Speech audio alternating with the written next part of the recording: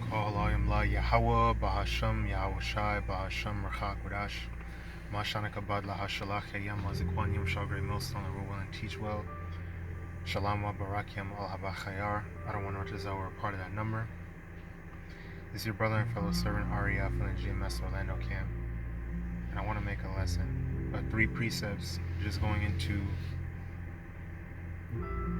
making sure that we embody spiritual principles and give place unto wrath. Probably call this give place unto wrath. Starting with Proverbs 20 and 22. Say not thou, I will recompense evil, but wait on the Lord, and he shall save thee. Right? So we're not supposed to take matters into our own hands and match energy. You notice how a lot of people be talking about they match people's energy, right? Notice how it's always when it's negativity. Whenever somebody say, oh, I match energy, they're never talking about anything positive. You know, being a good friend. You know, my friend do this to me, or this is how they talk to me. I'm gonna talk to them like that back, right? And you know, you come to realize that it all boils down to pride, right? Because if someone's being nice to you, being kind to you, and speaking to you gently, lovingly, you know, in a very careful, considerate manner, I don't never hear nobody talk about matching energy then. And it makes sense because iniquity is abounding and the love of most is waxing cold. But in terms of embodying, in terms of character, and in terms of embodying the words of the Bible, no one ever wants to go that route. So for us, of the body of YAHAWASHI, we must embody that. We must go that route. Because how we deal with each other, how we deal with, you know, the body of YAHAWASHI, that's the most important thing. The fruits of the Spirit, that's truly embodying YAHAWASHI and walking in his footsteps. You know, brothers was just talking about this last night and meditating on it days prior as well. Basically, we're the only ones that embody all the fruits of the Spirit. And we're works in progress, but we're the only ones. You may have a person out here in the world that embodies maybe one principle, maybe 2 principles, but we embody all the principles that YAHAWASHI exhibited and that your Heavenly Father Yahweh commanded of us. No one else. You know, that's a part of what makes us the light of the world. We lose sight. It's so easy to lose sight of what truly makes us a special chosen people. What makes us representatives, righteous representatives of the Heavenly Father. It's not just the knowledge and wisdom that we have. You know, it's not just prophecy, although that is these are major factors. These are major things that this is about. But we often easily lose sight of the fruits of the Spirit. Let me grab that, right, since I keep saying it.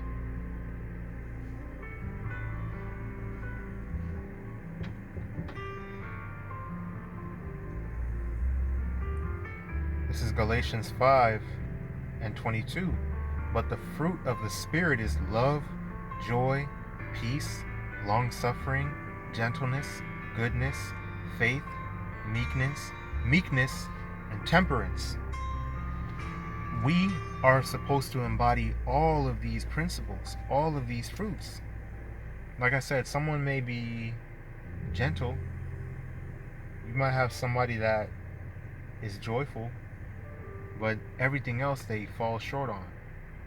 But the Lord has commanded us and drawn us out of the world to embody all of these things. And the main thing right now that I'm focusing on is not having that pride about you to where you want to take vengeance. You want to avenge yourself. Again, that is a prideful thing to do. I'm going to show you. Recompense, Salakia. Romans 12 and 17. Recompense to no man evil for evil. Provide things honest in the sight of all men. So as people talk about, oh, I'm going to match your energy. Again, they never mean it in a positive sense. They always mean it in terms of negativity. We're supposed to bring the energy. We don't match nobody's energy. We match YAHAWASHI's energy, if anything. But we're supposed to bring the energy. We're supposed to set the tone. We're supposed to be lights of the world no matter what, no matter how much darkness is around us. If you have a mindset of, I'm going to get this nigga back for what he did to me. I'm going to get this bitch back for what she said to me. I'm going to avenge myself.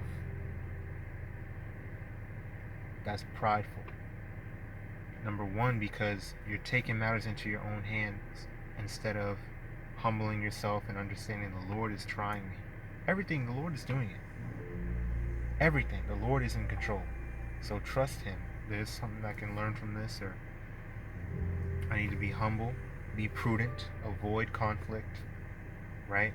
Just move on about my day, take my ego out of the equation, and realize that more than likely this person that's bothering me is probably gonna die. They're probably somebody in the world. Road rage, let the nigga have it. As long as you didn't get hit, you're being safe, you're being prudent. Don't worry about it. It literally doesn't matter. You're gonna forget about it in a couple minutes, right? And then most importantly, dealing with the body, dealing with your brothers and sisters. You talk, communicate. Voice what offended you if you got offended. Make sure you're humble and you apologize, brother. I don't mean to offend you. If there's anything that offended you, let me know. Anything I can do to help you out to rectify what I did wrong, or if you got done wrong by a brother, go to that brother one-on-one. You know, I want to talk. You know, this has been bothering me. Or you just said this, or you just did this, and it kind of offended me. It kind of hurt me. Brother, I didn't mean to do it, or okay, I did that. I understand where you're coming from. I'm gonna do my best to not let that happen again. Or I'm gonna keep that in mind. Brother may just not have known, or the brother, just didn't mean it, or whatever the case may be. But we, as a family, we love each other and we want what's best for each other. It's not a competition. It's not me versus you. I say this in my household all the time. I say this to my family all the time. This is a collaboration. It's not a competition. We should never feel like we're arguing and we gotta win an argument. No, we want to come to an understanding. We want to get clarity, and we want to progress and move forward. We don't want to hold grudges. We don't want to have resentment. It's so easy to hold resentment. It's so easy to let demons occupy your mind, get you thinking about shit, arguing, made up scenarios in your mind, and get you angrier than what you were already, or make you think that it's something that it's not.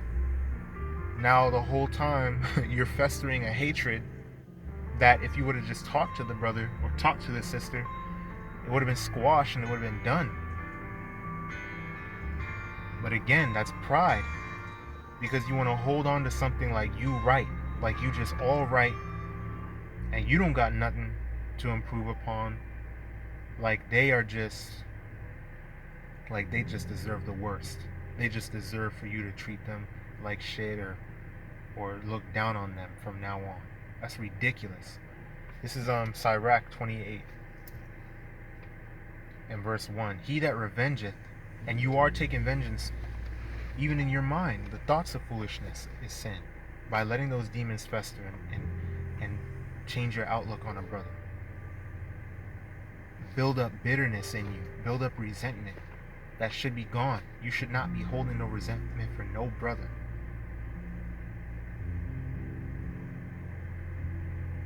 It'd be easy to, a lot of people, be easy for us to let go of shit people in the world did to us. You be forgiving them. Niggas that don't know nothing about the truth. And you can keep it cool and cordial with them. You can laugh and banter and whatever. Go about your day, not even think about the shit that they did, right? But for a brother, for a sister, you're going to hold on to that.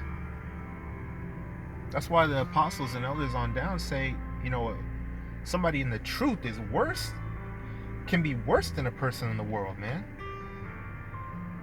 Because you having this truth, you get puffed up with pride. That knowledge puffs you up, and you think you somebody. You think you can look down on someone and be bitter and whatnot. That's ridiculous. The Lord's not dealing with that. It says, "He that revengeth shall find vengeance from the Lord, and he will surely keep his sins in remembrance." Because you got your own thing. How does it, like our brother YAHAWAH always says, you feel some type of way about somebody. How does the Lord feel about you?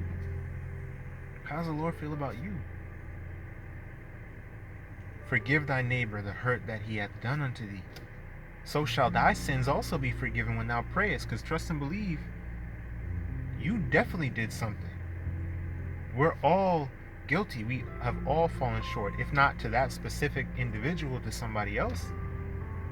And maybe think about if that person that you may have offended or hurt, if they're doing the same thing that you're doing, and demons and negativity and resentment is festering in them towards you while you're doing it to somebody else. You wouldn't want that. So we should all have that loving brotherly treatment for each other, brotherly thoughts towards one another. I want that brother to succeed. I want that brother to do good, because I love that brother, I love that sister, right? One beareth hatred against another, and doth he seek pardon from the Lord? So how the hell you gonna ask for forgiveness and you not forgiving another brother? How you expect the Lord to deal with you and you not embodying the fruits of the Spirit towards your brethren? You got brothers on the battlefield standing side by side. How the fuck you comfortable going to war with another man that is thinking negative thoughts towards you? And you're supposed to be shoulder to shoulder on the battlefield. We're in a spiritual war. We don't got nobody else but each other. And you showing bitterness and hatred towards somebody like you. What did it say? He showeth no mercy to a man which is like himself. And doeth he ask forgiveness of his own sins? So how you going to be forgiven and you not forgiving? You're not forgiving. You can say you're forgiving all day, but do your actions, does your thought process reflect your words? Or are you sitting there lying to yourself, being delusional? Whatever needs to be done in order for the beef or whatever it is to get squashed, in order to move forward brotherly and lovingly, that needs to get done. Whatever conversation needs to happen, the prayers and the rebuke. A lot of us, even me, speaking to myself first and foremost, you playing out scenarios, you're playing out a whole argument, a whole fake ass argument in your mind. You think, I should have said this. You're thinking back to other shit. There's literally demons in your mind talking to you. And you're talking back you're bouncing off of each other. Negativity. Is that not insane? Are you not a basket case? That's mentally insane. Those are literally demons that you're giving into, that you're conversing with, that you're allowing to build resentment within you for somebody that you are supposed to love. Especially if that person repented. We're not talking about a nigga that is continuing to just don't give a fuck, right? But it said, forgive your brother 70 times 7, as long as they're like, okay, I acknowledge what I did. I may not be perfect. It may take some time to get consistent or correct the bad habits completely, but if the brother has a willing mind, you forgive that brother and you work with them.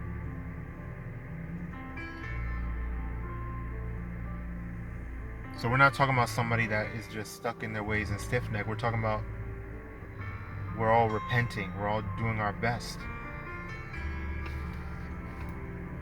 So reproach not a man that turns from sin. Otherwise, the Lord could be like, look at this bad habit. I keep on correcting you with that. I keep on having you stub your toe. You know, I'm done with you. I'm not going to forgive you anymore. I'm not going to have mercy on you no more. In fact, I'm going to have your toe get cut off. Oh, man, the Lord don't do that. You know? Now, if we sin willfully, there remaineth no more sacrifice for sins. But we are not those reprobates. We're not living in sin. We're not sinners. Lord willing. So he showeth no mercy to a man which is like himself. And doth he ask forgiveness of his own sins? Because he that has shown no mercy, he shall be judged without mercy that hath shown no mercy, like it says in James. If he that is but flesh nourish hatred, who will entreat for pardon of his sins?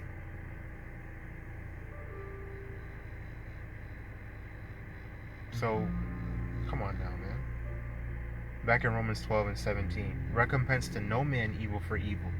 Provide things honest in the sight of all men. So, be honest. Stop lying. Stop deluding yourself. Giving in to these demons in your mind. Just have a conversation. Just go and do your best to talk it out. That's what you're supposed to do. That's what the scriptures command us to do. Go one-on-one and deal with it. Face to face. Handle your business. So you can move forward and stop holding on to past shit. Holding on to grudges, keeping a record of wrongdoings. You're wicked as hell and prideful as fuck for that. Period. That's prideful. Because who do you think you are? You're looking at all the brother's shortcomings, but you're not looking at your own. Knowing that you desperately need mercy. We all desperately need mercy. How are we going to look at somebody else? How are we going to look down on somebody else when we're fucked up our own damn self? You know? That's prideful too, not to recognize the need for mercy, not to recognize your own position, but look down on somebody else. If it be possible, as much as lieth in you, live peaceably with all men. And you can't be on that passive aggressive shit either, because that's not letting it go. That sarcasm, that passive aggression, at that point, you are wicked, bro. You're wicked. You are embracing wickedness. You're embracing carnal mindedness.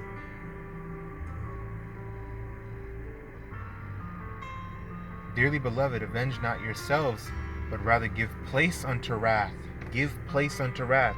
Cast your cares upon YAHAWASHI, YAHAWASHI, for he careth for you, and he will help you through it. He'll help you rebuke them demons. Rebuke all of that. You'll be like, man, I was tripping. Why was I looking at the brother this way? Things that he didn't even say.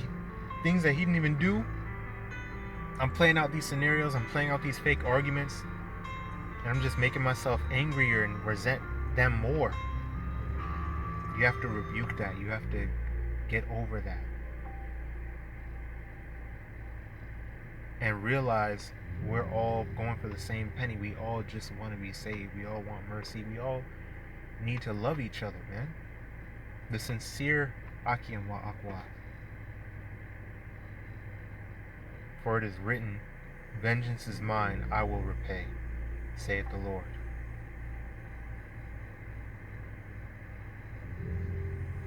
So it's a beautiful thing for brethren to dwell together in unity.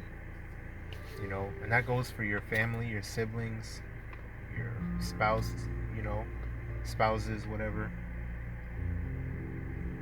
It goes for your camp members.